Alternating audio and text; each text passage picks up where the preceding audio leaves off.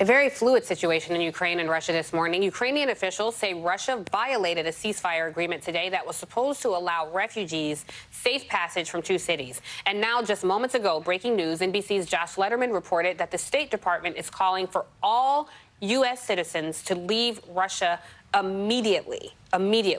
And some other news from inside Russia. Russian customs officials are saying that they have detained 31-year-old American basketball player Brittney Griner.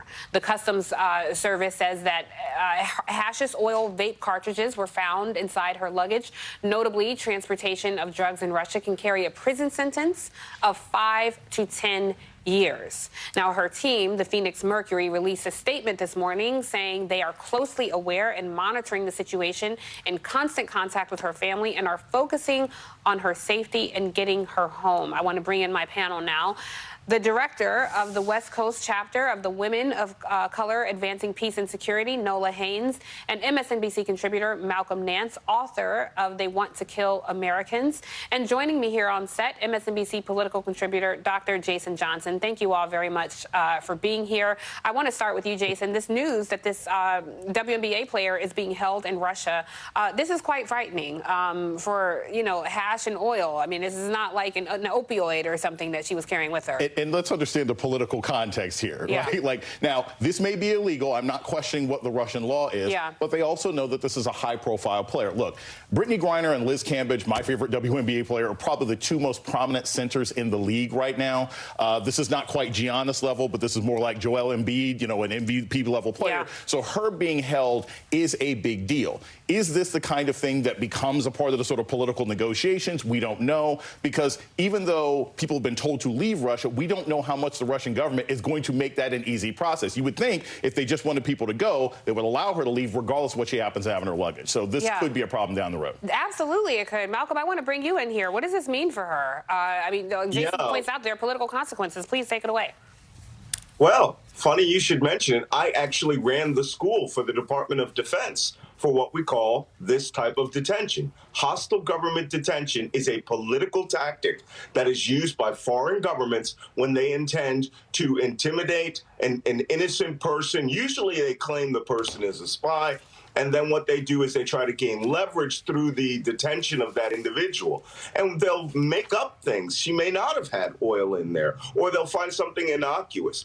The key is they want this person to start talking on television, to apologize to the people of Russia, to confess to crimes, which, by the way, is conviction in Russia. Her, if anybody knows her lawyer, here's the only words that need to come out of her mouth. I want to see the U.S. ambassador. I want diplomatic representation no matter which country it is. Boom. Nothing else. Because she is now a pawn in an international game. Absolutely, and this is her family must be so terrified. Nola, I want to bring you into the conversation. We just got this breaking news advisory from NBC reporter Josh Letterman. The State Department telling essentially everybody to leave Russia immediately. I mean, that casts a wide net of folks. Obviously, there were journalists there doing very important work, bringing stories what happened. We know that there have been protests in more than 100 cities in Russia, including Putin's own hometown of St. Petersburg. Why do you think this advisory came out right now? Well, clearly there's a level of escalation that's happening, and there are rumors going back and forth. Will martial law? Will there be martial law or there won't be martial law? So things are definitely escalating. And I completely agree with both Jason and Malcolm that Brittney is now a pawn in this theater. And I'm sure that this is not something that she had on her bingo card to become a massive player in this war, because now she has, and it's no coincidence that this is a Black woman. The way that women are treated in Russia, and the fact that we have a Black woman, the way in which Russia has engaged with disinformation, particularly in the Black community, to dissuade us from supporting our own government, this is going to be a very interesting situation, and I am praying for her and her family. Yeah, and I'm so happy you brought up the point about her being a Black woman, which brings me to the point about how this whole crisis has been covered. I am grossly offended by some of the coverage I've seen with people just baffled that this could happen in a European country with white people. Take a listen to a few of these terrible reports that really have gone without pushback from a lot of folks. Take a listen. We'll talk about it on the other side.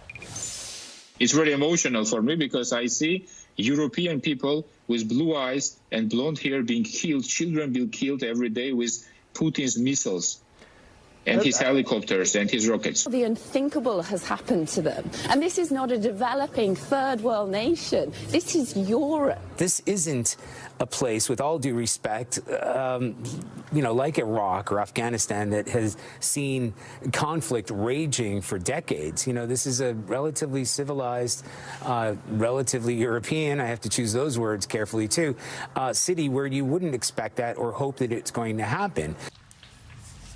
WTF, Jason, WTF. I mean, I look at this and I am so grossly offended, especially, I don't know if you were able to see, but we just spoke with one of the African students who was trying to flee Ukraine, what they're facing, the way that it's a lack of humanity for black people across this globe. And this is why I don't say things like minorities, because we are the global majority, the rising majority here in this country. And yet you see the power structures are focused on white people. Yeah.